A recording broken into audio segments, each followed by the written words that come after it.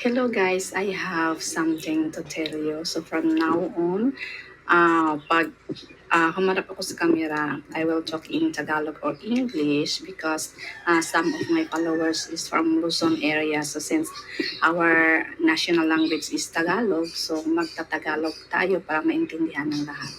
So may tips ako sa inyo guys kung paano ba magsimula sa YouTube. May ipapakita ko sa inyo mamaya yung kasi sa ngayon yung niche ko is YouTube for kids. So may ipapakita ko na YouTube channel for kids na yung Super Quack. So pang may inspired naman kayo. So para sa mga walang ginagawa dyan sa bahay, yung mga full-time moms, so pwede niyo gawin ito yung mga single ladies na wala pang work, nagtambay lang sa bahay, yung mga kalalakihan dyan na hindi pa nakahanap ng trabaho. So, if ever mayroon kayong laptop sa bahay or may may computer, so pwede niyong sundin itong gagawin ko. So, baka mas mauna pa kayong mamonetize sa akin. Baka mas magaling kayo sa akin. So, ito guys, let's watch my video until the end uh, para ma-motivate kayo at may matutunan kayo sa video na ito. I will give you some insights bakit ako nagkahilig sa YouTube as a YouTuber. So 9 months ako kasi when my son 15 years old at that time, he started uploading video in YouTube. So since he already receiving monthly payouts from YouTube, so I'm inspired. So gumawa ako ng aking sariling YouTube channel for kids.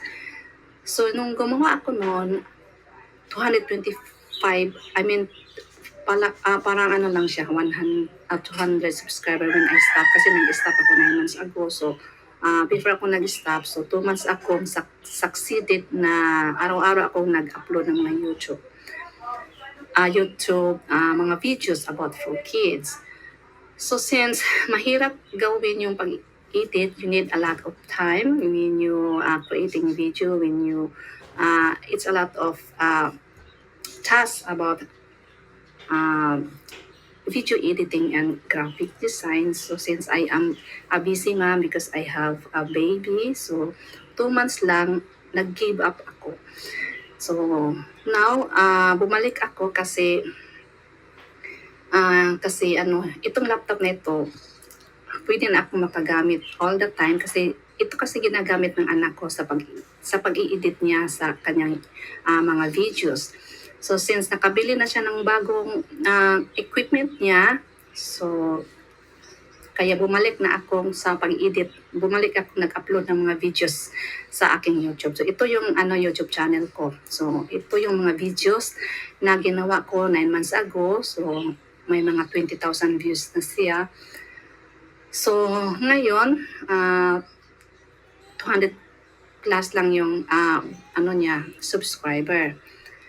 So, tingnan natin guys yung yung isang YouTube channel na same kami ng content about for kids or gumawa kayo ng mga videos about learning ABC, colors, shapes, about fruits and letters or lahat basta about learning, educational about for kids.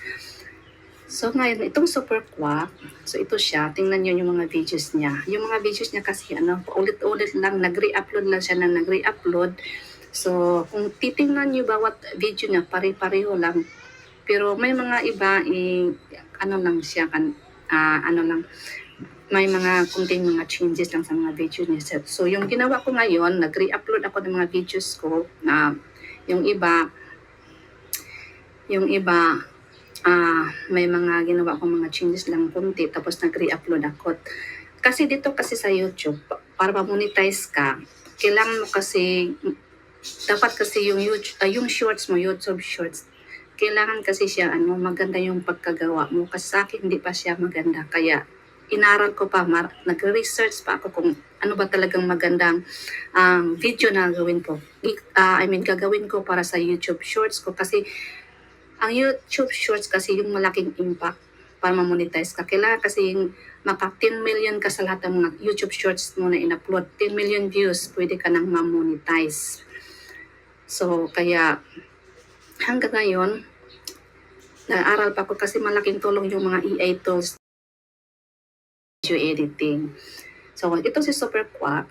So, marami namang YouTube channel na malaki yung subscriber like Cocomelon, Rachel Learning Toddlers, or yung Pink Fong, or marami pang iba. So, yun, malaking channel na yun, mga million views na yung mga video niya. Pero itong Super Quack, 100,000 lang yung subscriber niya. Pero tingnan natin yung income niya. So, punta tayo sa Social Blade na website. So, doon mo makikita yung mga income na mga sikat na mga YouTuber. So, tingnan natin. So, i-open natin yung Social Blade.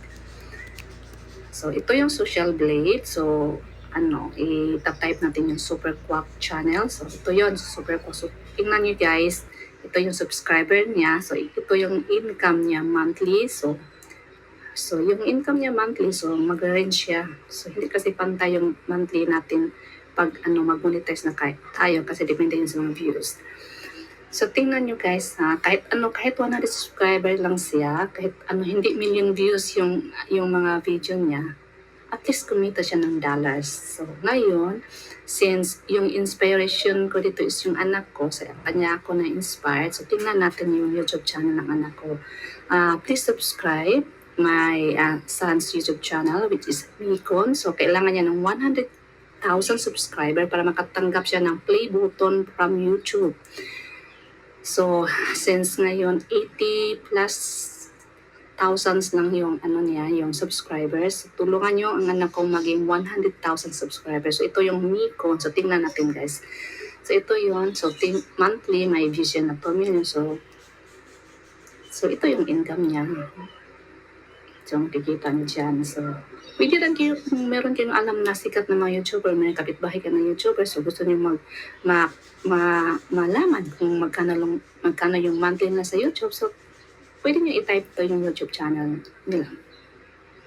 So, ganun guys. So, ngayon, tuturuan ko kayo ng kung paano ba gumawa ng mga animation na pwede siyang gumalaw, magsalita. So, ano pa mga AI tools na ginamit ko. So, kahit hindi pa monetize, ituturo ko to sa inyo. Baka kasi mas magaling kayong mag-edit sa akin. Mas mas may skills kayo sa akin. So, baka nga, kayo na ang next millionaire dito sa YouTube.